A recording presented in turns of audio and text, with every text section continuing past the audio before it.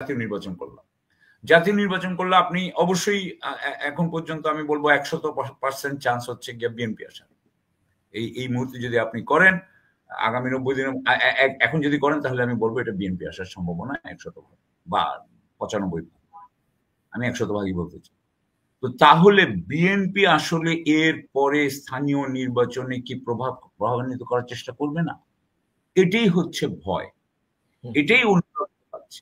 আসলে আমাদের মধ্যে তো আস্থার সংকট আছে। কারণ আমরা আমাদের 54 বছরে রাজনীতি তো হচ্ছে একদম অন্যরকম। যে ক্ষমতায় গেছে সে পুরাপুরি ক্ষমতা ব্যবহার করছে, অপব্যবহার করছে। এটা তো করেছে। তাদের সময় তারা কম বেশি বিএনপি হয়তো আওয়ামী লীগের মতো করে নাই। এটা আমি বলব। বিএনপি আওয়ামী লীগের মতো করেনি। কিন্তু একটা আমি যেটা বলতে চাচ্ছিলাম সেটা হচ্ছে যে মানুষ যদি রাস্তায় বেরোতে না পারে, অন্তত আমি যতটুকু জানতাম যে শেখ হাসিনার সময় কিন্তু এই প্রবলেম ছিল না। শেখ হাসিনার সময় চিটাগং থেকে কেউ ঢাকায় আসার জন্য রাত্রেবেলা বের হবো না এটা চিন্তা করে নাই। এখন সেই সময় পুলিশ কিন্তু অনেক বেশি মারমুখী ছিল। পুলিশ অনেক বেশি টাকাও বানিয়েছে, তারা ওইটার উপরে নিয়ন্ত্রণ ছিল। তো এখন আমাদের তো এই প্রবলেম হচ্ছে, এটা তো অস্বীকার করার কোনো জো নাই। সুতরাং এটা অবশ্যই আমাদের আইন শৃঙ্খলা ঠিক করা উচিত এবং সেটা তো আমরা স্বরাষ্ট্র উপদেষ্টাকে নিয়ে অন্যান্য উপদেষ্টাদেরকে রেখে ইউনূস সাহেব বিএনপি কেন আসলে জাতীয় নির্বাচনের আগে স্থানীয় নির্বাচন চাচ্ছে? বিএনপির এর ভিতরে কৌশলটাকে শুধু বিএনপি নয় আরো কয়েকটি দল চাচ্ছে। এবং বিএনপি এই যে তারেক রহমান সাহেব দেশে আসতেছে না, কেন আসতেছে না, এই বিষয় নিয়ে আপনাদেরকে একটি আলোচনা করব। এর আগে স্থানীয় নির্বাচন এবং দেশের বর্তমান কিছু পরিস্থিতি নিয়ে গুরুত্বপূর্ণ আলোচনা করেছেন কূটনৈতিক বিশ্লেষক সাকিব আলী। আমরা তার আলোচনা শুনবো। আপনারা এই অনুষ্ঠানটি শেয়ার দিবেন। ভাই আমার সঙ্গে যুক্ত হয়েছেন, আপনারা দেখতে পাচ্ছেন স্ক্রিনে। কেমন আছেন জনাব সাকিব আলী? আসসালামু আলাইকুম। ভালো আছি আলহামদুলিল্লাহ। কয়েকটা কারণে আমরা সেই কয়েকটা মিস করেছি মাঝে মধ্যেই, তার জন্য আমি দুঃখিত। হয়তো আল্লাহ এটা চেয়েছেন সব সময় যে কথা বলতে হবে এমন কোনো কথা নাই। তো আমার দর্শক শ্রোতা ভাই বোনদের প্রতি আমার ভালোবাসা, শুভেচ্ছা এবং সালাম। অশেষ ধন্যবাদ আপনি আমার সঙ্গে যুক্ত হওয়ার জন্য এবং সময় দেওয়ার জন্য। তো দর্শক, এই অনুষ্ঠানে আমরা বেসিক্যালি যে বিষয় নিয়ে আমরা আলোচনা করি বা যেখান থেকে আমাদের বিশ্লেষণ হয়, যেটা হচ্ছে দেশ এবং আন্তর্জাতিক পরিমণ্ডলে যে সংবাদগুলা এই সপ্তাহে ঘটে যাওয়া তার প্রধান খবরের শীর্ষ খবরের কয়েকটি নিয়ে আমরা আলোচনা করে থাকি। তো দেখা যাক আজকের এইখানে আমরা যে কটি শীর্ষ সংবাদ সংগ্রহ করেছি তার থেকে আমরা আলোচনা করি। প্রথমেই যে সংবাদটি হচ্ছে দৈনিক আজকের পত্রিকা, ছাত্রদের দল নিয়ে শক্ত অবস্থানে বিএনপি, মুখামুখি ছাত্র দল ও বৈষম্য বিরোধীরা। 2018 সালে নির্বাচনকালীন 33 জন ডিসিকে ওএসডি, এই বিষয় নিয়ে কথা বলবো।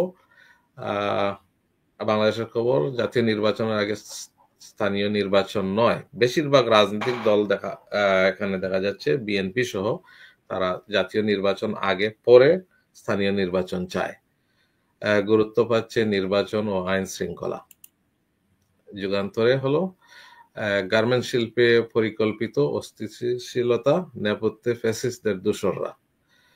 আরেকটি কথা হচ্ছে বন্ধুত্ব চাই, ভারতের উদ্দেশ্যে মির্জা ফখরুল, বন্ধুত্ব চাইলে আগে তিস্তার পানি দিন। এটা তিস্তা অভিমুখে লং মার্চে মির্জা ফখরুল ইসলাম আলমগীর বলছেন। নয়া দিগন্ত নাইকো সব মামলায় খালাস খালেদা জিয়া। খালেদা জিয়ার বিরুদ্ধে যতগুলো মামলা ছিল আর বর্তমানে কোনো মামলা নেই। আন্তর্জাতিক সংবাদের মধ্যে আছে গাজায় স্থায়ী যুদ্ধবিরতির শর্তে ইসরায়েলি সব বন্দীকে মুক্তি দেবে হামাস। রাতের ভোটের 33 ডিসি ও এসডি, এটা আগের সংবাদেও ছিল। সাবেক আইজিপি শহীদুলের সম্পদের 2 বস্তা নথি উদ্ধার। আমার দেশ অপরাধী হাসিনাকে নিয়ে আন্তর্জাতিক চাপে ভারত, যেটা আমি হেডলাইনও করেছি। বাজার নিয়ন্ত্রণের চাঁদাবাজি বন্ধ করতে হবে ডক্টর মোহাম্মদ ইউনূস। আরেকটি সংবাদ, দিল্লির সুরে গাইছে ওরা। এটা হচ্ছে আগে সংস্কার পরে নির্বাচন, সংখ্যানুপাতিক নির্বাচনী ব্যবস্থা আগে স্থানীয় নির্বাচন। এখানে 4টি রাজনৈতিক দলের লোগো দেওয়া হয়েছে, জামাতে ইসলাম, সিপিবি, জাসদ। এরা ওই বলছে যে ইনকিলাবের রিপোর্টে দিল্লির সুরে গাইছে ওরা। আরেকটি সর্বশেষ হলো চীনের বন্ধুত্বে বহুমাত্রিক সম্ভাবনা, মিথ্যা মামলা, ভুয়া ওয়ারেন্ট, ব্যঙ্গে গড়া রাষ্ট্র গঠনে বিএনপির পক্ষে সম্ভব, তারেক রহমান। এই হচ্ছে প্রধান খবরের কয়েকটি খবর সারা সপ্তাহ জুড়ে। তো আমি যেটির যে বিষয়টা, বাংলাদেশে এই মুহূর্তে সংস্কার, নির্বাচন, একটা ডিবেট চলছে। কিছু সংখ্যক রাজনৈতিক দল আগে স্থানীয় নির্বাচন চায়, প্রধান দল বিএনপি সহ আরো অন্যান্য দল, বেশিরভাগ দল আগে জাতীয় নির্বাচন এবং এবছরের শেষেই নির্বাচন চায়, পরে স্থানীয় নির্বাচন।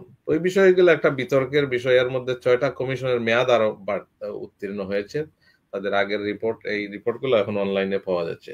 আমি ভাইয়ের কাছে এই বিষয়গুলো একটু অ্যানালাইসিস করার জন্য অনুরোধ করব যে বাংলাদেশের মানুষ আসলে কোন নির্বাচনটি সত্যিকার অর্থে হওয়া উচিত, স্থানীয় না জাতীয় নির্বাচন? কারণ দীর্ঘদিন জাতীয় নির্বাচনে বাংলাদেশের মানুষ সত্যিকার অর্থে, যাদের বয়স 35-এর কাছাকাছি, তারাও ভোট দিতে পারেনি।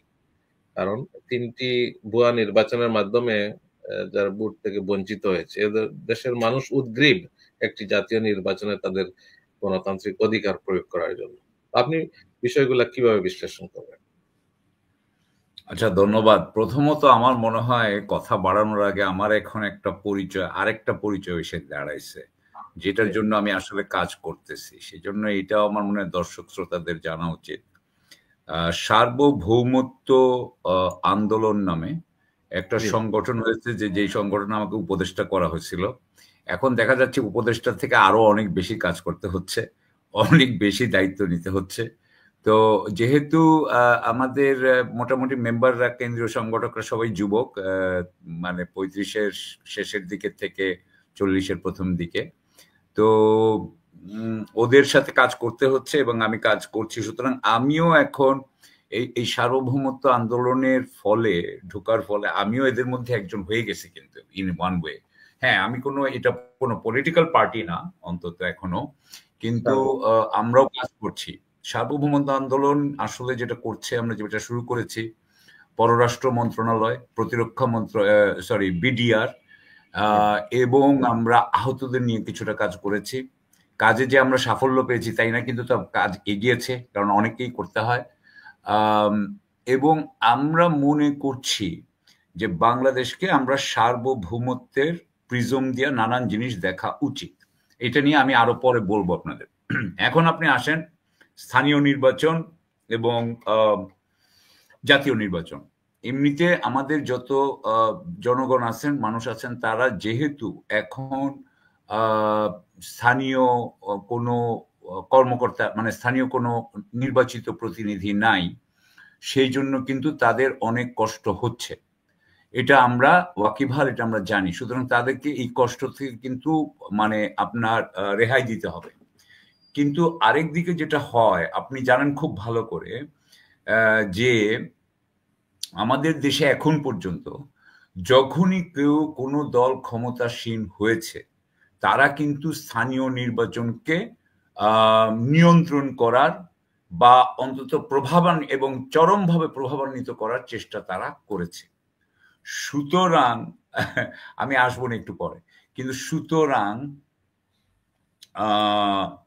যেহেতু এইটা কিন্তু আমরা এখনো নতুন বাংলাদেশ কেমন হবে আমরা কিন্তু বুঝতে পারছি না। ধরেন আগামী ইয়েতে যদি এখন ইলেকশন করে ফেললাম, আমরা জাতীয় নির্বাচন করলে আপনি অবশ্যই এখন পর্যন্ত আমি বলবো 100% চান্স হচ্ছে গিয়ে বিএনপি আসার। এই মুহূর্তে যদি আপনি করেন, আগামী 90 দিনের এখন যদি করেন, তাহলে আমি বলবো এটা বিএনপি আসার সম্ভাবনা 100% বা 95। আমি 100%ই বলতে চাই। তো তাহলে বিএনপি আসলে এর পরে স্থানীয় নির্বাচনে কি প্রভাবান্বিত করার চেষ্টা করবে না? এটাই হচ্ছে ভয়, এটাই অনুভব পাচ্ছি। আসলে আমাদের মধ্যে তো আস্থার সংকট আছে, কারণ আমরা আমাদের 54 বছরে রাজনীতি তো হচ্ছে একদম অন্যরকম। যে ক্ষমতায় গেছে সে পুরোপুরি ক্ষমতা ব্যবহার করছে, অপব্যবহার করছে, এটা তো করেছে। তাদের সময় তারা কম বেশি, বিএনপি হয়তো আওয়ামী লীগের মতো করে নাই, এটা আমি বলবো, বিএনপি আওয়ামী লীগের মতো করেনি, কিন্তু একটা আমরা এটা ভয় পাই। আমি এই কথা বিএনপি লিডারদের সামনেও বলেছি যে আমরা কিন্তু ভয় পাই ভাই। আপনারা এখনো আমাদের মধ্যে সেই আস্থাটা আনতে পারেন নাই। তো এখন তাহলে সমস্যাটার সমাধান কি? আমি মনে করি এখানে আরেকটা কথা আছে। এই যে আমাদের যারা সরকারি কর্মকর্তা, জানেন তো আপনি এখন স্থানীয়গুলো চলছে প্রশাসক দিয়ে। জি। এই প্রশাসকরা সাধারণত সরকারি কর্মকর্তা। তারা 5টার সময় বন্ধ করে দিয়ে চলে যায় অফিস। জনগণ, এই প্রশাসক কিন্তু আসলে একজন জনসেবক। আপনি আসলে আমলা না, আপনি জনসেবক। আপনি প্রশাসক না, আপনি ওই এলাকার প্রধান 1 নম্বর জনসেবক। এই মানসিকতাটা আমাদের মধ্যে ঢুকাইতে হবে, যেটা আসলেই সত্য আমাদের ভূমিকা হওয়া উচিত। এইটা ঢুকাইলে উনাদের একটা 24 ঘন্টা ফোন লাইন থাকা উচিত, যেখানে ফোন করলে কারো কোনো প্রবলেম হলে সে বলতে পারে, এবং উনারা সবসময় অ্যাক্সেসেবল হওয়া উচিত। যদি 7টা পর্যন্ত কাজ করতে হয় করবে, সরকারি অফিসারকে বলা হয় সে 24 ঘন্টা ডিউটিতে আছে, সে 24 ঘন্টা ডিউটিতে। সুতরাং এই গাফিলতি গুলো করার কোনো মানে হয় না। এইখানে সরকারের এইটা হইল গিয়ে এই জায়গায় অসুবিধা। সুতরাং আমি বলবো, আমার এগেইন শেষ করি, আমার এইটা কথা যে আমি চাইবো যে যে স্থানীয়টা আগে জাতীয় হোক, পরে স্থানীয় হোক। এটা আমার ব্যক্তিগত মত।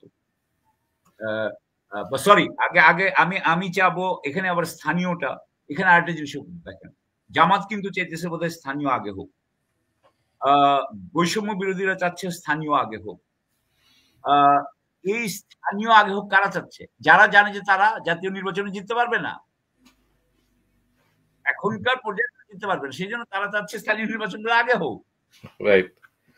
এখন আমি বলবো যে আমি স্থানীয় নির্বাচনটা আগেই হোক। তবে ভাই একটা সেকেন্ড, আমি এখানে আমার একটা যতটুকু স্মরণে পড়ে, বিএনপি 91 সালে ক্ষমতা আসার পরে প্রথমবারের মতো যখন সিটি কর্পোরেশন নির্বাচন হলো, আপনার যদি মনে পড়বে নিশ্চয়, সেখানে ঢাকায় মেয়র হানিফ, চট্টগ্রামে এবিএম মহিউদ্দিন চৌধুরী, সিলেটে বদরউদ্দিন কামরান, এবং চট্টগ্রামে দুইবারই মহিউদ্দিন চৌধুরী নির্বাচিত হয়েছেন বিএনপি সরকারের আমলে। আওয়ামী লীগ বিএনপি এবং বর্তমান প্রেক্ষাপটে বাস্তবতায় আমার মনে হয় না এরকম ফ্যাসিস্ট জন্ম নিবে আবার। আমি আপনাকে বলি ভাই, একটা কথা বলি, আপনার কথা আমি 91 সালের কথা 24-এ আনবেন না, 25-এ আনবেন না। এই 25-এর মধ্যে কি হয়েছে জানেন? আমার ধারণা পুলিশ প্রশাসন সব কিন্তু এখন আবার ক্ষমতাসীনের দিকে তাকায় থাকবে। তাদের মানে কালচার নষ্ট হয়ে গেছে। তো তাদের কালচার নষ্ট হয়ে গেছে ভাই। আপনি কি মনে করেন যে এখনকার যারা মানে ক্ষমতাসীন হবে তারা খুব নিরপেক্ষভাবে কাজ করবে? ধরেন কোনো সংস্কার হইল না, ধরেন আমাদের সরকারি অফিসারদের কোনো আপনার স্বাধীনতা বা স্বায়ত্ত শাসনের কোনো বিধিবদ্ধ তাদের কোনো প্রোটেকশন আসলো না, তাহলে কি হবে? আবারও তারা ওই একই কাজ করবে। এবং এখন যেটা হচ্ছে, এখন তারা এসব করাতে মনে করে এইটাই ওয়ে, এটাই তো করা উচিত। 15 বছরে মানুষ খারাপ হয়ে গেছে। তো আমি ওইটার কথা বলছি, 15 বছরে মানুষ অনেক খারাপ হয়ে গেছে ভাই। এখন আমি শুনলাম কিছুদিন আগে যে দুর্নীতির, এই যে গভর্নমেন্ট সার্ভেন্টদের দুর্নীতির রেট আগের থেকে বাড়ছে, আগের থেকে বেড়েছে। কতখানি কালচার নষ্ট হয়েছে দেখেন। সো আমি এই জন্য বলতে চাচ্ছি, স্থানীয় নির্বাচনটা আমরা অন্তত মনে করি ইউনূস সরকার যদি থাকে, যদিও তারা কিন্তু অনেক কাজে অযোগ্যতার পরিচয় দিয়েছে, যদি একটা নিরপেক্ষভাবে একটা স্থানীয় নির্বাচন হয়, আমরা চাই সেটা। আমরা ধরে নিব যে একটা স্থানীয় নির্বাচনটা একটা সুন্দরভাবে হোক। এটা জুন মাসে হবে না, কারণ জুন মাসে শ্রাবণের সময়, ওই সময় বর্ষার সময় হয় না, ওইটা আরেকটা কথা। ওটা একটু আগে পরে করেন, কিন্তু করেন আপনারা স্থানীয় পরে জাতীয় হোক, অসুবিধা কি? আমার কোনো, কিন্তু আবার বিএনপি কে বাইরে রেখে, বিএনপি বলছে বোধহয় যে তারা অংশগ্রহণ করবে না। বিএনপি যদি এটাতে অংশগ্রহণ না করে তাহলে কিন্তু এটা অত্যন্ত আবার বিতর্কিত হবে। সুতরাং আমি বিএনপিকেও আহ্বান করব যে আপনারা এটা কোনো ধরনের একটা বোঝাপড়ায় আসেন, বোঝাপড়ায় এসে দরকার হলে একটু পরেই করেন, বাট করেন স্থানীয়টা। এটা আমার ব্যক্তিগত মতামত। জি, এটা আপনার সাথে আমিও একমত। তবে ইনস্টিটিউশন গুলাকে বিল্ড করতে হবে। যেমন আমাদের দেশে বছরে ইলেকশন আছে, ইউনিয়ন কাউন্সিল, উপজেলা, পৌরসভা, এভাবে তত্ত্বাবধায়ক সরকার বা অন্তর্বর্তী সরকার তো বৎসরে পরিবর্তন হবে না। তো আমাদের ইনস্টিটিউশন প্রতিবেশী দেশে হয় না, আমেরিকায় বিশ্বের সকল দেশে নির্বাচন হয় সরকারের অধীনে, কিন্তু সেখানে তো কেউ ভোট চুরি করে না। আপনি জানেন আমেরিকায় কেউ এর চিন্তাই নাই, মানে ইনস্টিটিউশন গুলো এত স্ট্রং। দুটো জিনিস ভাই, দুটো জিনিসের স্বাধীনতা নিয়ে কিন্তু কোনো আপোষ করা যায় না। একটা হচ্ছে আদালত আর আরেকটা হচ্ছে পুলিশ। আপনি আমেরিকা বলেন বা ইউকে বলেন, যেখানেই বলেন, এই দুটোর নিরপেক্ষতা নিয়ে কিন্তু কোনো কথা নাই। এই দুইটা যদি নিরপেক্ষ হয় তখন কিন্তু বাকি অনেক অপরাধ কমে যাবে। এই তত্ত্বাবধায়ক সরকারের দরকারটা কেন? এটা আমি সবসময় বলতাম যে এটার মানে কি? এটার মানে হচ্ছে যে আপনি যদি বিচার বিভাগই যদি স্বাধীন হয়, নিরপেক্ষ হয়, এবং সাথে সাথে যদি সে ধরে সো মোটো করে যদি ধরতো, এবং পুলিশ যদি একদম সাহিত্য না এইসব ব্যাপার ছাড় দিব না, তাহলে কি হতো? তাহলে কি আর তত্ত্বাবধায়ক সরকারের দরকার ছিল? ছিল না। তত্ত্বাবধায়ক সরকার একটা বিশাল জিনিস নিয়ে আসছেন, কারণ আপনারা বেসিক জিনিস, এবং পুলিশকে ঠিক না করে, বিচার বিভাগকে ঠিক না করে তত্ত্বাবধায়ক সরকার দিয়েও কোনো লাভ হয় না। খালি কি হয়েছে, আমাদের কেউ পুনর্নির্বাচিত হয় নাই, একজনের পরে একজন আসছে, এসে আবার কম বেশি করেছে। কম বেশি, অনেক কম থেকে অনেক বেশি হয়েছে, ঠিক আছে, মানলাম। আমি বিএনপিকে আমি অনেক কম ধরতেছি, বিএনপিটাকে অনেক কম ধরছে, অনেক অনেক কম, একদম মানে আরে, কিন্তু হয়েছে তো, প্রবণতাটা দেখছি, প্রবণতা। সো আমি এই জন্য বলবো, এবং আমি কিন্তু একটা জিনিস মনে করি, আমি আবারও বলছি, এইটাতে আমার বিরাটই আছে, যে পুলিশ এবং বিচার বিভাগের স্বাধীনতা, অন্য সংস্কার সব বাদ দেন, এই দুটো জিনিস, এবং আমলাতন্ত্রের এক ধরনের স্বায়ত্তশাসন, এই জিনিসগুলো বিএনপি কি দিবে ভাই?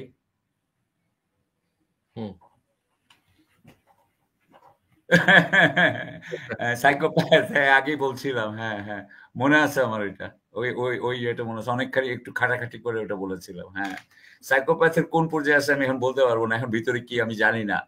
তো ভারতের সাথে আমাদের পররাষ্ট্র উপদেষ্টা কিন্তু ঠিক মতো বিহেভ করে নাই, বুঝলাম। যেটা জয়শঙ্করের সাথে আমরা কিন্তু যেই আমাদের শক্তি দেখানোর দরকার ছিল, আমাদের যে দৃঢ়তা দেখানোর দরকার ছিল, এটা কিন্তু আমরা দেখাতে পারিনি বলে আমি রিপোর্ট পেলাম।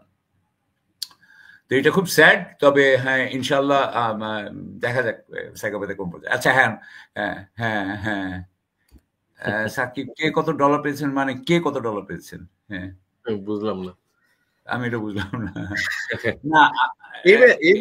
ইভেন ভাই, আপনি যে প্রসঙ্গে ছিলেন কথা বলতে, যে ইভেন ইন্টার্ম বা তত্ত্বাবধায়ক সরকারও কিন্তু 2008 সালে আমরা দেখলাম ওই সরকারই তো আওয়ামী লীগকে নিয়ে আসলো।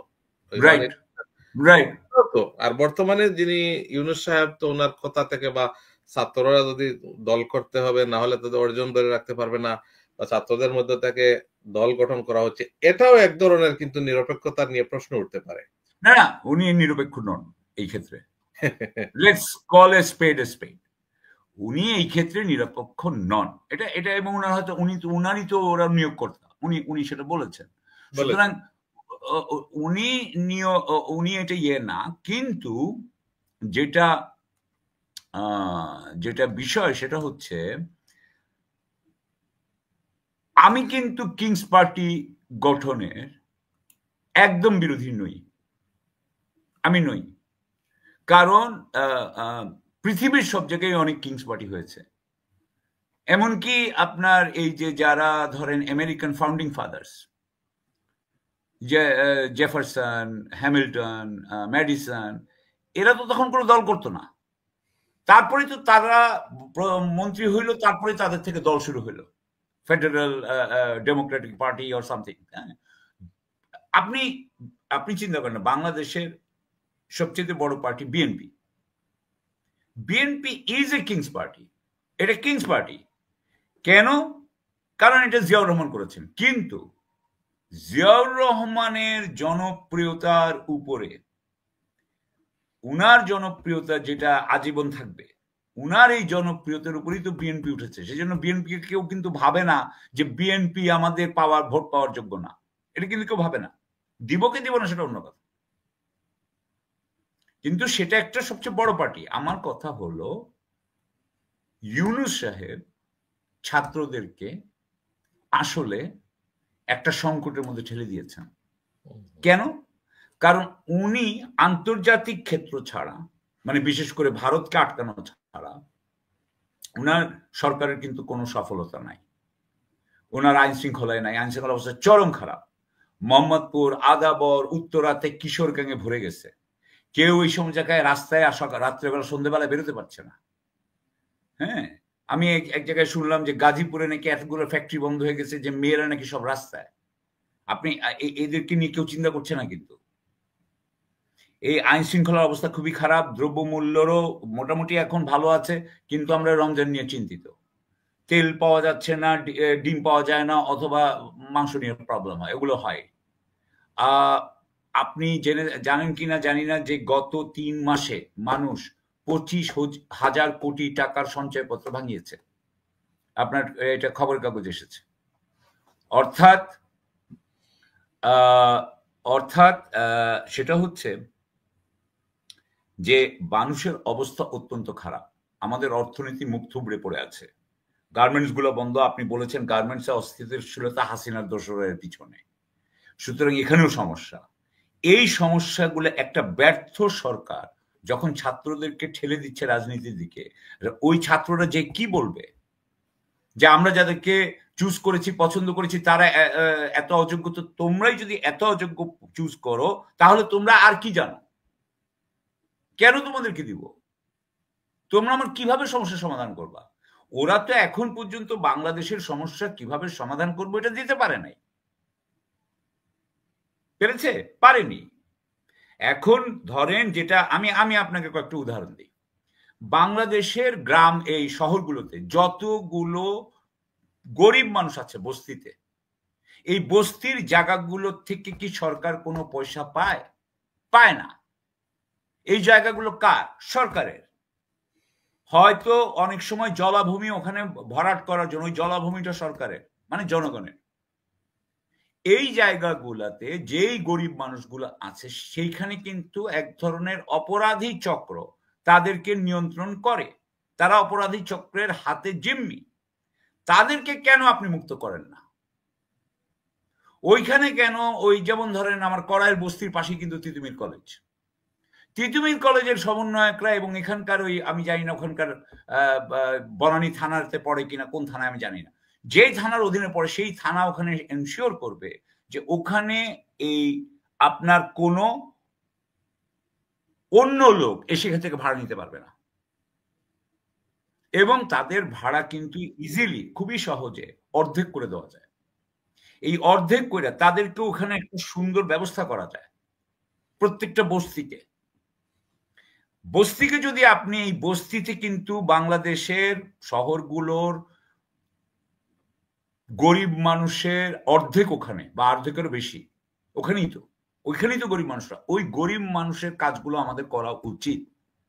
তাদের এই হেল্পটা আমাদের করা উচিত। তাদের খরচ যাতে কম হয়, তারা যাতে একটু হাইজিনিক থাকে, সেখানে যাতে স্কুলটা একটু ঠিক মতো চলে, সেখানে যাতে একটু চিকিৎসা থাকে, এগুলো এনজিও করতে পারে। তখন যে এখানে আমরা কোনো ওই যে ওয়ার্ড কমিশনার, কাউন্সিলর এগুলো ঢুকতে দিব না, এগুলো করতে দিব না। এটা যদি করতে পারতেন, আপনি কি হইতেন, প্রতিটা জেলার শহরেই কিন্তু বস্তি আছে, এগুলোকে যদি আপনি আনতে পারতেন, তাদের জীবনটা যদি উন্নত করতে পারতেন, আপনার ছাত্রদের কিন্তু ভোট বাড়ত। আমি আরেকটা বলি, আরেকটা উচিত ছিল প্রবাসী কল্যাণ মন্ত্রীর, যেটা উচিত ছিল সেটা হচ্ছে যেইভাবেই হোক সব ম্যান পাওয়ার এক্সপোর্টারকে ডাকাইয়া যে এই ম্যান পাওয়ারের চার্জ হাফ করতে হবে। ঠিক কিনা বলেন? হাফ করতে হবে। দরকার হইলে 5 বছর পরে দিবে। আমার কথা এখানে, আমি একটা জিনিস দেখলাম যে বাংলাদেশের যত কৃষক আছে তার মধ্যে 30% এখনো মহাজনী রেটে দিচ্ছে, তাদেরকে লোন নিতে হয়। কেন নিতে হবে ভাই মহাজনী রেটে? আমাদের এখানে আপনার লক্ষ লক্ষ কোটি টাকা ব্যাড লোন, মানে খেলাপি ঋণ হয়ে গেল। হয়তো এটা 10 লক্ষ কোটি টাকার সব যদি আপনি যোগ করেন, 5 লক্ষ কোটি টাকা তো অনেক আগেই ছাড়াইছে, 5 লক্ষ কোটি টাকা। তাহলে আর এদেরকে আপনি ছোট ছোট অ্যামাউন্টটা দিতে পারেন না? সো আমি আপনাকে যে কথাগুলো বললাম এটাকে ইংরেজিতে বলে পপুলিস্ট, এটাকে বলে পপুলিস্ট। এটা হচ্ছে পিপলের জন্য করতেছেন। আপনি মহাজনীর থেকে বাঁচান মানুষকে, আপনি গরিবদেরকে বস্তির ইয়ের থেকে বাঁচান, মানে অত্যাচার থেকে বাঁচান, আর আপনি প্রবাসী যারা যাবে তাদেরকে আপনি রেমিটেন্স যোদ্ধাদেরকে আপনি ম্যান পাওয়ার এক্সপোর্টারদের এই যে অতিরিক্ত যেটা চলতেছে আজকে 40 বছর ধরে, এটা থেকে বাঁচান। যদি এইটা বাঁচাইতে পারেন, তিনটা কাজ করতে পারেন, তাহলে কিন্তু ছাত্ররা যদি একটা দল নিয়ে যাইতো, সেই দলটা এবং তাদের সাথে যারা থাকতো তারা কিন্তু একটা পাইতো, কিন্তু তার তো কিছু নাই। আমার কাছে এই তিনটা আমার কাছে মাথায় আসছে, আমার কাছে খুবই ভালো মনে হয় আমাদের এগুলো করা উচিত বলে। কারণ আমার কাছে মনে হয়, একটা কথা বলি, বাংলাদেশে যদি আমরা অর্থনৈতিক উন্নয়ন করতে চাই, আমাদের আমাদের দৃষ্টিকোণটা পাল্টাইতে হবে। আমাদের চিন্তা করতে হবে আমাদের গরিব মানুষের পকেটে টাকাটা কিভাবে দিব। গরিব মানুষের টাকা যত গরিব মানুষের পকেটে টাকা যায়, ততই কিন্তু টাকার গতি বাড়ে, সুতরাং এই গতি বাড়ানোর জন্য তাদের পকেটে টাকা দেওয়া উচিত বলে আমি মনে করি। এবং গণতান্ত্রিক রাষ্ট্রগুলো যেটা করে, আসলে আমি আপনার ইয়েতে বলছিলাম 4টা রাষ্ট্র ছাড়া, কিউবা, নর্থ কোরিয়া, আপনার ভিয়েতনাম এবং চায়না, এই 4টা রাষ্ট্র ছাড়া বাকি সব রাষ্ট্র অর্থনীতিটাকে বড়লোকদের হাতে তুলে দেয়। এবং ফলে আমাদের এখানে চরম আপনি দেখবেন সব জায়গায় বৈষম্য, সব জায়গায় দেখবেন যে সমস্ত তৃতীয় বিশ্বের দারিদ্র বাড়ছে। আমি সেখান থেকে ইয়ে করার জন্য আমি বললাম যে আমাদের এই ধরনের করা ভালো। হ্যাঁ, অনেক কিছু করা যেত ইনশাআল্লাহ ভাই, হ্যাঁ করা যেত। এটা করার জন্য একটা চিন্তা নিয়ে যাইতে হবে। হ্যাঁ, থ্যাংক ইউ। বলেন এরপরে কি আমাদের বিষয়, তিস্তা নিয়ে কি বলবো নাকি কি নিয়ে বলবো বলেন? আমরা যে বিষয়টা আপনি যে ছাত্রদের বিষয়টা বলছিলেন, যেটা এই মুহূর্তে টক অফ দ্য কান্ট্রি, হ্যাঁ, সরকার যদি জনপ্রিয় হতো, সরকার যদি আইন শৃঙ্খলা সবকিছু নিয়ম, তাহলে এদের একটা পটেনশিয়াল থাকতো রাজনীতিতে। একজন পীর এনায়েত আব্বাসী, উনি একটা বিশাল জনসভায় বলছেন, যে চ্যালেঞ্জ করেছেন যে এই ছাত্ররা নির্বাচনে একটি সিটও পাবে না। কেন? কারণ এই কিংস পার্টি আর ওই জিয়াউর রহমানের কিংস পার্টির সমান। জিয়াউর রহমান সাকসেসফুল ছিলেন, হ্যাঁ অবশ্যই করেছিলেন। তো বর্তমান সরকার 6.5 মাসের কার্যক্রম, 6.5 মাস কিন্তু অনেক সময়। এর মধ্যে এখন পর্যন্ত কিছুই আসলে বাস্তবে হয় নাই, সংস্কারও হয় নাই। এখন আবার টাইম, তাহলে এইভাবে সংস্কার বলে কতদিন নিবেন? দেশ তো উনারা ভালো চালাইলে আমরা সবাই সমর্থন দিতাম, ঠিক আছে 5 বছর সংস্কার চলুক, দেশও চলুক ভালো। কিন্তু ধীরে ধীরে তো দেশের অর্থনীতি সবকিছুই তো আমরা একটা লন্ডভন্ড অবস্থার দিকে চলে যাচ্ছি। আওয়ামী লীগ মানুষ তখন কম্পেয়ার করা শুরু করে দিছে যে আগেই একটু ভালো ছিলাম।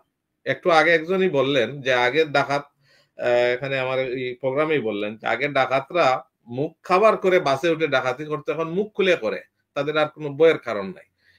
সুতরাং তাহলে আমরা কি ভালোর দিকে যাচ্ছি না খারাপের দিকে যাচ্ছি?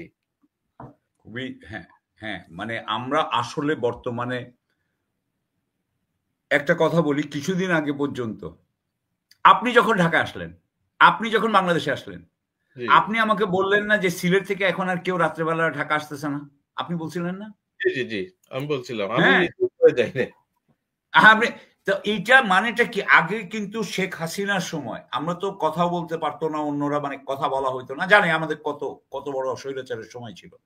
কিন্তু হ্যাঁ, সাইকোপ্যাথের কোন মানে সাইকোপ্যাথের দা হাইয়েস্ট পর্যায়ে আছে, ওনার তো কোনো অনুশোচনাই নাই এবং অনুশোচনা থাকবেনও না। বাট আমি যেটা বলতে চাচ্ছি যে হ্যাঁ, অ্যারেস্টেড হয়েছে, কয়েকজন অ্যারেস্টেড হয়েছে, 2 জন বোধহয় হয়েছে। এই আমাদের এখানে যেটা একটা চরম বাসের মধ্যে একটা হয়েছে, সেটা নিয়ে বোধহয় বলছে সাকিব সাহেব। আমি যেটা বলতে চাচ্ছিলাম সেটা হচ্ছে যে মানুষ যদি রাস্তায় বেরোতে না পারে, অন্তত আমি যতটুকু জানতাম যে শেখ হাসিনার সময় কিন্তু এই প্রবলেম ছিল না। শেখ হাসিনার সময় চিটাগং থেকে কেউ ঢাকায় আসার জন্য রাত্রেবেলা বের হবো না, এটা চিন্তা করে নাই। এখন সেই সময় পুলিশ কিন্তু অনেক বেশি মারমুখী ছিল, পুলিশ অনেক বেশি টাকাও বানিয়েছে, তারা ওইটার উপরে নিয়ন্ত্রণ ছিল। তো এখন আমাদের তো এই প্রবলেম হচ্ছে, এটা তো অস্বীকার করার কোনো জো নাই। সুতরাং এটা অবশ্যই আমাদের আইন শৃঙ্খলা ঠিক করা উচিত, এবং সেটা তো আমরা স্বরাষ্ট্র উপদেষ্টাকে নিয়ে, অন্যান্য উপদেষ্টাদেরকে রেখে, ইউনূস সাহেব তো আসলে সত্যি কথা বলতে কি ইউনূস সাহেব ভালো মানুষ, আমি মেনে নিচ্ছি।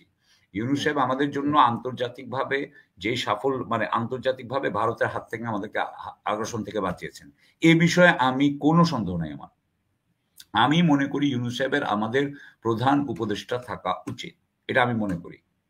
কিন্তু উনি এই অযোগ্য, যারা এই কাজগুলো করতে পারছেন না এই অবস্থায়, তাদেরকে উনি যখন সরিয়ে অন্য শক্ত মানুষকে না দেওয়াটা মাধ্যমে উনি আসলে জনগণের সাথে কিন্তু উনি জনগণের প্রপার সেবাটা কিন্তু করছেন না, আমি সেটা বলতে চাই আর কি।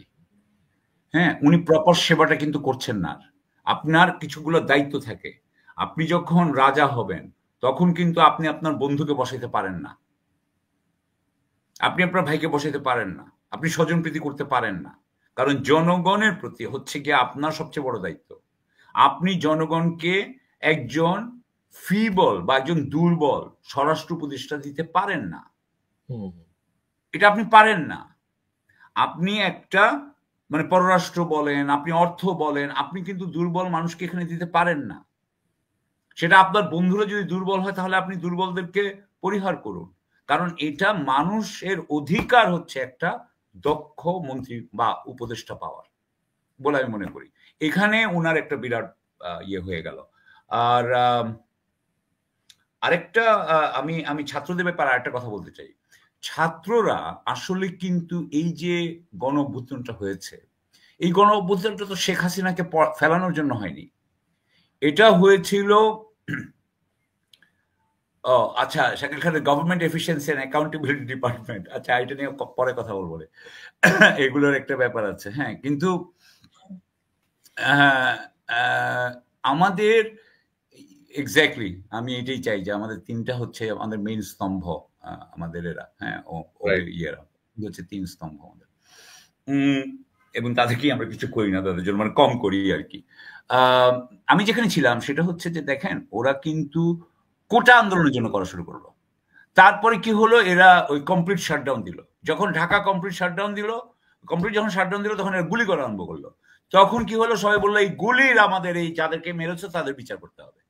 এই বিচার হইল না দেখে এখান থেকেই কিন্তু হ্যাঁ কি বলে এখান থেকে শুরু হয়ে গেল এবং লাস্টে এটা 1 পয়েন্টে চলে গেল। এইভাবেই তো হয়েছে। এই ছাত্রদের সম্পর্কেই অন্য ছাত্ররা বলছে যে ছাত্ররা তো আসলে দেশ চালানোর কথা ভাবে নাই, দেশের কথা কিভাবে করতে হবে জানে না, মানে ওটা নিয়ে চিন্তা করেনি, এটা যে এভাবে হবে জানে না।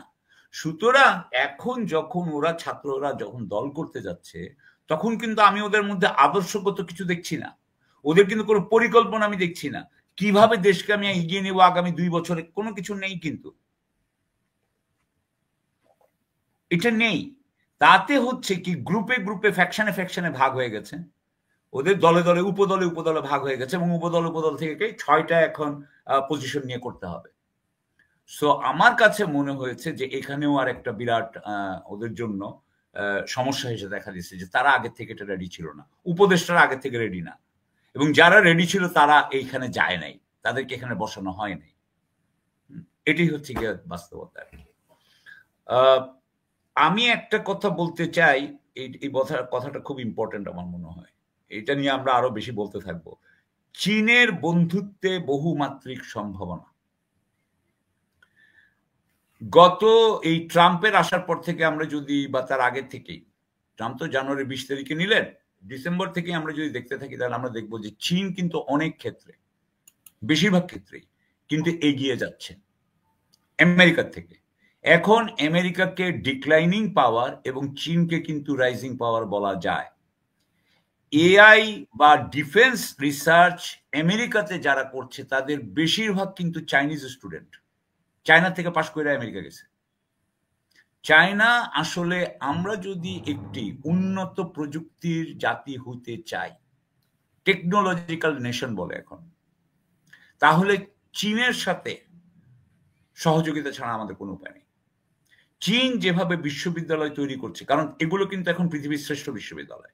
আমি 94 সালে গেছি, তখন কিন্তু এগুলো একদম অন্যরকম ছিল, এদের এই ছিল না জায়গা। আমি তো 94 থেকে 97 ছিলাম, তখন কিন্তু এরা কোনো জায়গায় ছিল না, কিন্তু এখন কিন্তু তারা বেস্টের মধ্যে। এটা আমেরিকানরা স্বীকার করুক আর না করুক, কারণ সবচেয়ে বেশি বৈজ্ঞানিক গবেষণা রচনা আর্টিকেল কিন্তু দিচ্ছে হচ্ছে চাইনিজ ইউনিভার্সিটিস। সুতরাং আমরা যদি আমাদের বিশ্ববিদ্যালয়, আমাদের এডুকেশন সিস্টেমও চিন্তা করতে হবে এটা নিয়ে।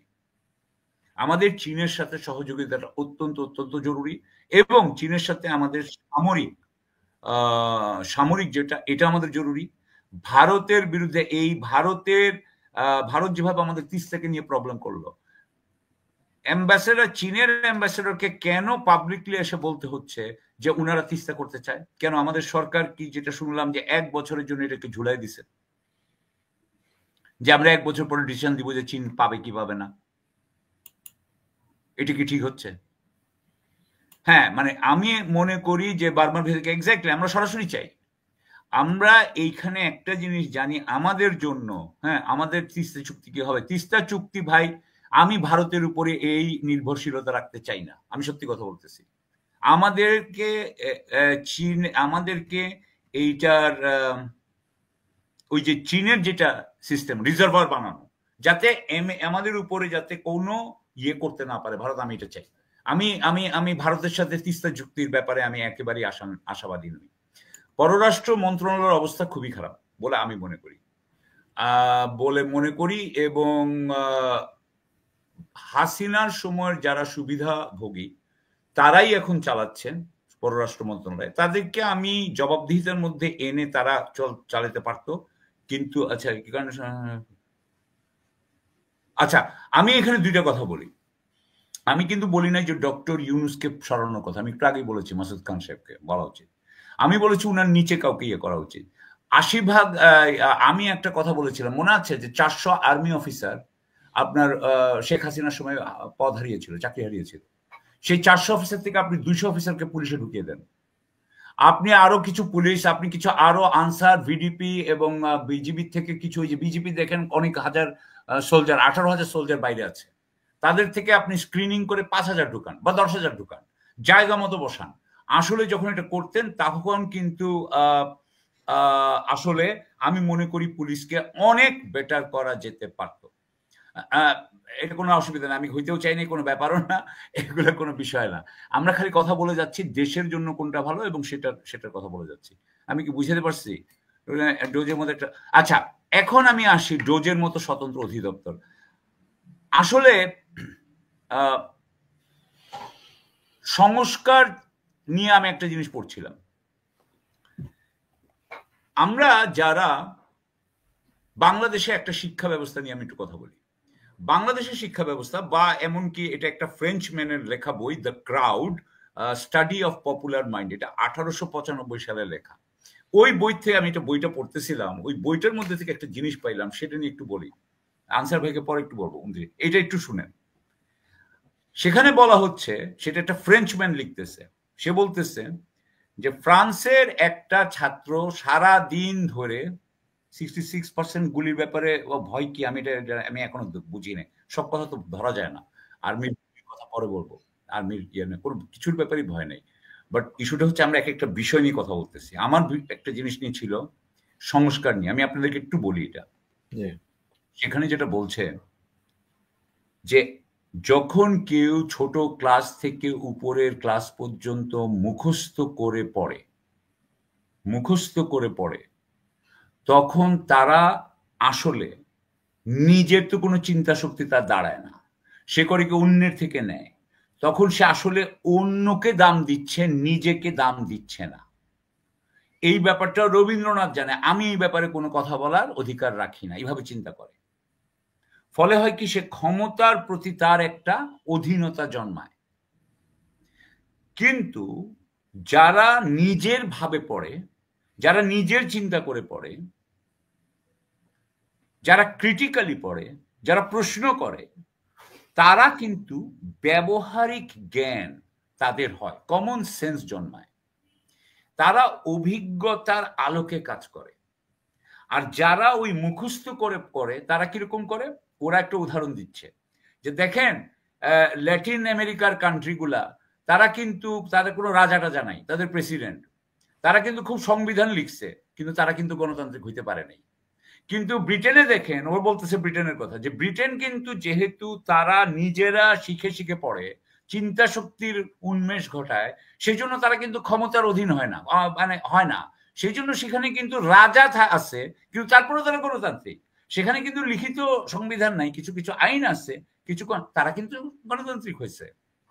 গণতান্ত্রিক হওয়াটা জাতীয় চরিত্রের ব্যাপার, এটা কিন্তু কোনো আপনার লিখিত কোনো জিনিসের ব্যাপার নয়।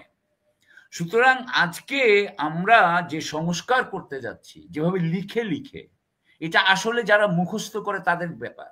ওখানে একটা জিনিস বলা হয়েছিল, সংস্কার আপনি করবেন তখনই যখন এটা করা ছাড়া আপনার কোনো উপায় নেই, তার আগে সংস্কার হয় না। মানুষকে এত তাড়াতাড়ি পরিবর্তন করতে চেষ্টা করবেন না। মানুষ এত তাড়াতাড়ি পরিবর্তিত হইতে চায় না। যেটা তার জন্য কাজ করছে, যেটাতে তার কোনো অসুবিধা হচ্ছে না, তাকে সেখানে থাকতে দেন। আপনি কি বুঝতে পারতেছি আপনাকে? এটি কিন্তু ব্রিটেনের মেইন, ব্রিটেন এইভাবে চিন্তা করছে। ফ্রেঞ্চ রেভলিউশনের মতো ইয়ে করে উঠিয়ে তারপরে 15,000 অ্যারিস্টোক্রেটকে হত্যা করা, এবং এবং তারপরে আবার একনায়ক নেপোলিয়ন বোনাপার্টকে আনা, এগুলো নিয়ে ব্রিটিশরা বলেছে যে তোমরা ঠিক মতো কাজ করো নাই। আমি সেই হিসেবে বলতে চাই যে আমাদের এখানে যে সংস্কারগুলো হচ্ছিল বা যাই হচ্ছে, এটার সাথে কিন্তু আমাদের শিক্ষার যে মুখস্থ করার যে প্রবণতা, এটার সাথে একটা ইয়ে আছে। এই কথাটা আমি সবাইকে, আপনাকে, এই জন্যই কিন্তু ওনারা সাচিবিক কাজ করতেছেন, ওনারা লম্বা লম্বা রচনা বানাচ্ছেন, কিন্তু ওনারা আসল ইস্যুতে যাচ্ছেন না, যেখানে ব্যবহারিক জ্ঞান লাগে এবং আরেকটা জিনিস লাগে, উইল পাওয়ার লাগে। দেখা যাক এখন উইল পাওয়ার দিয়ে কি করা যায়। আমি সরি, আমি হয়তো অন্যদিকে চলে গেছি। অনেকগুলা মানে দর্শকরা আমাদের আমি একটা একটা করে বলছি। $29 মিলিয়ন, $29 মিলিয়ন ব্যাপারে যেটা বলতে চাই, $29 মিলিয়ন কাকে দেওয়া হয়েছে এখন পর্যন্ত আমরা জানি না। আমরা জানি যে একটা কোম্পানিকে দেওয়া হয়েছে বা একটা অর্গানাইজেশনকে দেওয়া হয়েছে যে যেখানে 2 জন মাত্র কাজ করে, যে 2 জন কাজ করে, অর্থাৎ তারা কিন্তু এই টাকা নিয়ে বড়লোক হয়ে যেতে পারে। টাকা কিন্তু তারা খুব একটা ডিসবার্স করছে, কাকে দিচ্ছে আমরা জানি না। আমরা এর আগে শুনেছি যে আপনার আগেও বোধহয় কথা হয়েছে, IRI, তারপরে NDI, ন্যাশনাল ডেমোক্রেটিক ইনস্টিটিউট, এবং আরো কারা কারা, তারা কিন্তু ওই যে র্যাপারদেরকে টাকা দিয়েছে, আমাদের তৃতীয় লিঙ্গের মানুষদেরকে টাকা দিয়েছে কালচারাল করার জন্য। এগুলো করে কি আপনার গণ অভ্যুত্থান হয়েছে? আমাকে কি দেখাইতে পারবেন যে ওই $2,90,00,000 কোনটা কোনটা কোথায় গিয়েছে? আমি মনে করি না যে এই $2,90,00,000 দিয়ে বাংলাদেশের এই ইয়ে হয়েছে, গণ অভ্যুত্থান হয়েছে। আমি মনে করি না। আমি মনে করি কেউ একজন বোধহয় মেরে দিচ্ছে টাকাটা। হ্যাঁ, এটা আমার মনে হয়, কিন্তু উই উইল সি। আমরা দেখবো, আমরা এটা স্বচ্ছতা চাই, আমরা জানতে চাই যে $2,90,00,000 কোথায় গেছে, আমরা জানতে চাই, অসুবিধা নেই। এবং এটা যদি যে থাকে তো তাহলে আমরা বুঝবো যে হ্যাঁ কিছু টাকা পেয়েছে। এই টাকাটা যদি পেয়ে থাকে আমাদের ছাত্ররা, তাহলে কি আমাদের ছাত্রদের গণ অভ্যুত্থানটা মিথ্যা হয়ে গেল? এটা তো মিথ্যা হয়নি। আমাদের কি, আমরা তো সেই মানে কত বছর ধরে, আমরা 15 বছর ধরে যে দুর্দশা হয়েছে সেটা কি মিথ্যা হয়ে গেছে? মিথ্যা হয়নি। ওই আহতদের গুলি খাওয়াটা কি মিথ্যা হয়ে গেছে? শহীদ কি মিথ্যা হয়ে গেছে? কোনোটাই মিথ্যা হয়নি। সুতরাং সেই টাকা যদি এসে থাকে, তার মানে এই না যে টাকা দিয়ে আমেরিকা করিয়েছে। টাকা দিয়েই যদি আমেরিকা করাতে পারতো তাহলে প্রত্যেক দেশেই করতে পারতো, তাহলে কোনো দেশের সরকারি টিকতো না, অর্থাৎ অন্তত একনায়কতন্ত্র টিকতো না বলে আমি মনে করি। এটা এত সোজা না। তবে এই ব্যাপারে আরেকটু স্বচ্ছতা হোক, আমার এতে আপত্তি নেই। আচ্ছা, এখন আমার আরেকটা বিষয় ছিল, নীলফামারী বিমান ঘাঁটি কি নতুন করে হবে? বিমান ঘাঁটি নিয়ে আমার বিষয় হচ্ছে, হ্যাঁ বিমান ঘাঁটি করেন, কিন্তু বিমান ঘাঁটির মধ্যে তো বিমান লাগবে। এখন বলা হচ্ছে যে বিমানও আসলে আমাদের জন্য ঠিক বিনিয়োগ না। আমাদের যেটা বিনিয়োগ হওয়া উচিত যে আমাদের বেস্ট ড্রোন বানানো উচিত। এটা আমাদের বানানোর নিজেরাও বানানোর চেষ্টা করা উচিত। 66% গুলির ব্যাপারে বলতে আপনারা কি ভয় করেন? না, আমি আসতেছি এখানে, এটাই বলি। এরপরে আর্মির 2-3বার বলেছে এটা নিয়ে। ব্যাপারটা হচ্ছে যে আর্মি গুলি করেছে, আমরা জানি আর্মি গুলি করেছে, কিন্তু আর্মি এই যতজন মারা গেছে তার 66% আর্মির গুলিতে মারা গেছে। এটা কোথা থেকে পাওয়া গেল? এটা তো আমি শুনিনি কখনো। আমরা শুনেছি যে পুলিশ গুলি করেছে বেশি, পুলিশ হত্যা করেছে বেশি, কিছু কিছু কন্টিনজেন্ট তারা করেছে। একটা কথা আসলো 7.62 ক্যালিবারের রাইফেল বাংলাদেশ পুলিশ ব্যবহার করে না, কিন্তু করে। পরে দেখা গেছে তারা 7.62 ক্যালিবার করে। আমি তো তাই জানি, আমাদেরকে দেখাক যে 7.62 পুলিশ ব্যবহার করে না এবং 66% গুলি 7.62 দিয়ে হয়েছে, তাহলে আমরা মানবো যে ঠিক আছে আর্মিকে। হ্যাঁ, আর্মির ওখানে যেটা আর্মি চিফ বলেছিলেন, প্রথমে বলেছিলেন কিন্তু যে কয়েকটা জায়গায় কেউ মরে নাই, না 5 জন মারা গেছে, সেটা আমরা বিশ্বাস করি না, সেটা আমরা মনে করি না যে দ্যাট ওয়াজ অ্যাকিউরেট। উনি ওখানে একটা আমি মনে করি অবাস্তব কথা বলেছেন, এর থেকে অনেক বেশি মানুষ মারা গেছে, এই বিষয়ে আমার সন্দেহ নেই। সেটা কতজন মারা গেছে সেটা আমরা বের করতে পারি, কারাগারে এর মধ্যে ছিল সেটাও আমাদের বের করা উচিত। আর্মির ভিতরে কত কত কিলার অফিসার আছে আমরা তাকে বারবার বের করতে চেয়েছি, আমি বলি নাই, আমরা সবসময় বলেছি যে 150 থেকে 200 কিলার অফিসার আছে, তাদেরকে বের করা উচিত। যারা যারা হাসিনার দোষর যে সমস্ত জেনারেল ছিল তাদেরকে বের করা উচিত, এবং যারা যারা বাইরে আছে তাদেরকে বিচারের আওতায় আনা উচিত। আমরা এটা বারবার বলছি, এবং এই ব্যাপারে আমরা জেনারেল ওয়াকারের যে পলিসি তার বিরোধিতা করেছি, এতদিন করেছি, এখন করছি। আর্মির কথা নিয়ে বলার কোনো ভয়ের কিছু নাই। ওকে, নেক্সট আসি, কি নিয়ে আসবো আমরা বলেন। পাকিস্তানের সাথে পারমাণবিক চুক্তি, এটা আমাদের এক ভাই আছেন শহীদুজ্জামান সাহেব, উনি খুব বলতে থাকেন। এইটার ব্যাপারে হচ্ছে যে আমি মনে করি যদি সত্যি সত্যি আমরা পারমাণবিক দিকে যেতে চাই, সেটা পাকিস্তান আমাদেরকে দিবে কিনা আমি জানি না। পাকিস্তান কি বলবে, পাকিস্তানের এই নিউক্লিয়ার মিসাইল কি বাংলাদেশের টেরিটরিতে থাকবে, এটা আমরা জানতে চাই। কে চালাবে এটা, এখান থেকে কে চালাবে, এটা কার হাতে আসবে, এটা আমাদের হবে না তাদের হবে? আমরা কেন আমাদেরটা করবো না? যদি করতেই হতো আমরা করবো না কেন আমাদেরটা? আর আমাদেরকে চিন্তা করতে হবে আমাদেরকে আসলেই দরকার আছে কিনা। আমরা যদি বলি যে বাংলাদেশ পারমাণবিক অস্ত্র নাই, কিন্তু বাংলাদেশে আপনি কনভেনশনাল সোর্সে আপনি কিছু করতে পারবেন না, কনভেনশনাল আর্মি আমাদেরটা আরো ভালো, আমরা যদি এরকম অবস্থায় যাই, তাহলে কি ভারত আমাদের উপরে যুদ্ধে আক্রমণ করবে? আমি এটা জানতে চাই। সুতরাং আমি প্রথমে চাইব যে এইটা আমাদের কনভেনশনাল আর্মি ভালো হোক, বেস্ট আর্মি হোক এই এলাকার, সেটা নৌবাহিনী বলেন, সেটা এয়ারফোর্স বলেন, সেটা। হ্যাঁ, সো আমি আমার ব্যক্তিগত মতামত হচ্ছে যে আপনি যখন পাকিস্তানের সাথে করবেন কিছু, সেটা যদি আপনি ওপেনলি করেন, আপনি অনেকগুলো ঝামেলায় পড়বেন। এক হচ্ছে ভারত আপনার শত্রু হয়ে যাবে। আপনার দিল্লির সাথে, ভারত না, দিল্লির সাথে আপনাকে কৌশলে খেলতে হবে, আপনাকে কৌশলী হতে হবে। আমরা যদি, আমি এই বিষয়ে দেখেন, আমি সত্যিকারের দেশপ্রেমিক জাতীয়তাবাদী বলেন, আমি জাতীয়তাবাদী হিসেবে বলছি, দিল্লির সাথে আমাদের এমন কিছু করে তাকে তিক্ত করার কোনো দরকার নেই। এইভাবে যুদ্ধ হয় না। আপনারা যদি যুদ্ধ জানতে চান, একটু সুনজুর আর্ট অফ ওয়ার দেখেন। যদি আপনি একটা গুলি ব্যবহার না করে, যদি আপনি যুদ্ধের পলিটিক্যাল আপনার মানে রাজনৈতিক অবজেক্টিভ লক্ষ্যটা যদি নিতে পারেন, তাহলে আপনার সেটা হচ্ছে শ্রেষ্ঠ বিজয়। অন্যকে গালাগালি দেওয়ার মধ্যে অন্যকে মানে অন্যকে জাগিয়ে তোলা, অন্যকে রাগিয়ে তোলা, এটা কিন্তু রাজনৈতিক যুদ্ধ এভাবে হয় না, এটা কাজ করবে না। সো আমি যেটা বলতে চাই সেটা হচ্ছে যে ভারত, জেনারেল ওয়াকারের মধ্যে অনেক চাকরি বাকি আছে, ওনার বোধ হয় 6 মাস বা 8 মাস হয়েছে, এরকম হয়েছে, 3 বছর সাধারণত থাকে আমার ধারণা। Exactly, they should invest in people's, exactly, drone system could be, yes, exactly, okay, that's my thing, yes, okay. এখন আসি, হ্যাঁ, বাংলাদেশের পক্ষে আমি মনে করি আমেরিকাকে আমরা রাগাবো না। আমেরিকার সাথে আমাদের অনেক সম্পর্ক আছে, আমরা আন্তর্জাতিক সিস্টেমে আমেরিকা আছে, আমাদের মধ্যে ডেমোক্রেসির ব্যাপার আছে, সুতরাং আমরা আমেরিকাকে রাগাবো না। কিন্তু আমাদের মেইন, আমি মনে করি কোলাবোরেশন হইতে হবে চায়নার সাথে। আমার জাতিসংঘের কোন রিপোর্টে বলেছে যে 66% গুলি হয়েছে, আমি এটা দেখে নেক্সট জুলাই বিপ্লবের সেনাবাহিনীগুলিতে, হ্যাঁ, যদি এটা বলে থাকে তাহলে সেনাবাহিনীগুলিতে 66% যদি বলে থাকে, তাহলে তো ওয়াকারকে এটার উত্তর দিতে হবে, এবং সেটা হতেই পারে। আমি এই জায়গাটা দেখি নেই, আমাকে দেখতে হবে আর কি। এটা হলে আমি অন্য জায়গায় দেখতে পেতাম, আচ্ছা যাই হোক, এটা আমাদেরকে দেখতে হবে। এরপরে কি বলতে পারি? এই তো। আর জি, এখন কি বলেন?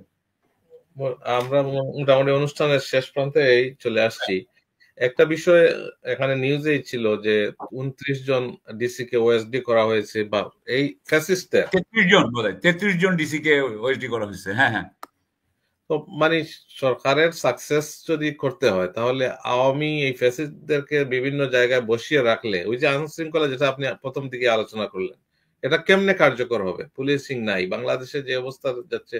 সুতরাং এখানে ওনার শুধু কথা বললে হবে না, বিপ্লবী একটা ভাব নিয়ে এই প্রথমে ওনার অ্যাডমিনিস্ট্রেটিভ যে এইগুলাকে সরাইতে হবে। আওয়ামী লীগরা বসে আছে এখনো 80% জায়গায়। তো আপনি কিভাবে সাকসেসফুল হবেন? আমি মনে করি যে বাংলাদেশ সরকারের উপদেষ্টাদের একটা বোঝাপড়া করতে হবে এই জনসেবকদের সাথে। প্রথম কথা হচ্ছে যে তোমরা আমলা না, তোমরা জনসেবক। তোমরা যা করেছো সেইটা কোনো মতেই মেনে নেওয়া যায় না। প্রথম কথা হচ্ছে তোমাদের অনুশোচনা থাকতে হবে। বলতে হবে কেন তোমরা অনুসূচিত হচ্ছ। অনুশোচনা থাকতে হবে, রিমোর্স থাকতে হবে। 2, ভারত সরকারকে নির্বাচন স্বীকৃতি দিবে, ও দিবকার না দিক, it doesn't matter to me. আমি দ্বিতীয় কথা হচ্ছে যে, দ্বিতীয় কথা যেটা বলতে চাই, আমলাদেরকে বলা উচিত তোমরা কি কি করেছো সেটা আমাকে লিখো। এই 33 জন ডিসি কে ওএসডি করাটাই কিন্তু সমাধান নয়। এই 33 ডিসি কে বলতে হবে তোমরা লিখো। এই ওএসডি না, অফিসার অন স্পেশাল ডিউটি। সে এখন তার স্পেশাল ডিউটি হচ্ছে সে এখন লিখবে, তার কনফেশন সে দিবে, স্বীকারোক্তি দিবে যে কি কি সে করেছে, এবং তাকে কে কে অর্ডার দিয়েছিল, তখন কবে, কখন, কি সময়। সুতরাং তার বস কে ছিল, কোন বসের কথা সে বলেছে, তারপরে ওই বসকে ধরতে হবে। কি আমি কি বুঝাতে পারছি আপনাকে?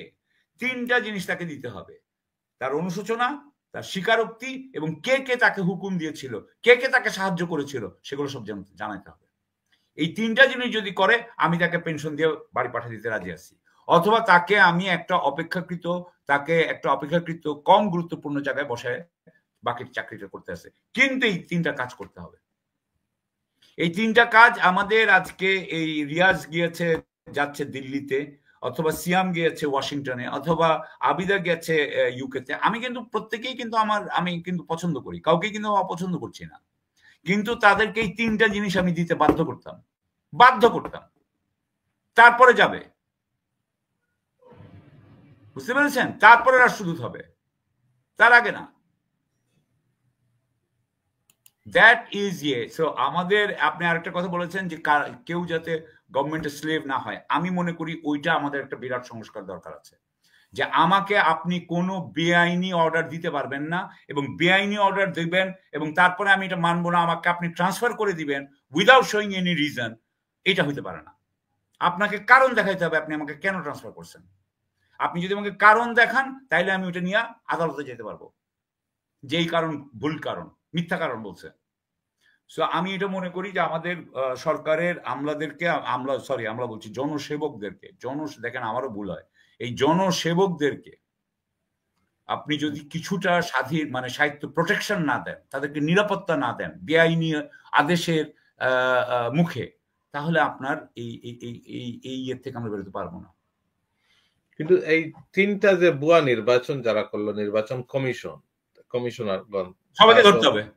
হ্যাঁ, তাদেরকে সব সচিব, ওখানকার সচিবগুলো কি করছে দেখেন, হেলাল উদ্দিন সাহেব, আরো কে কে ছিল, ওনাদেরকে ওনাদের সবাইকে ধরতে হবে। খালি কমিশনার না, ওই সচিবকে ধরতে হবে।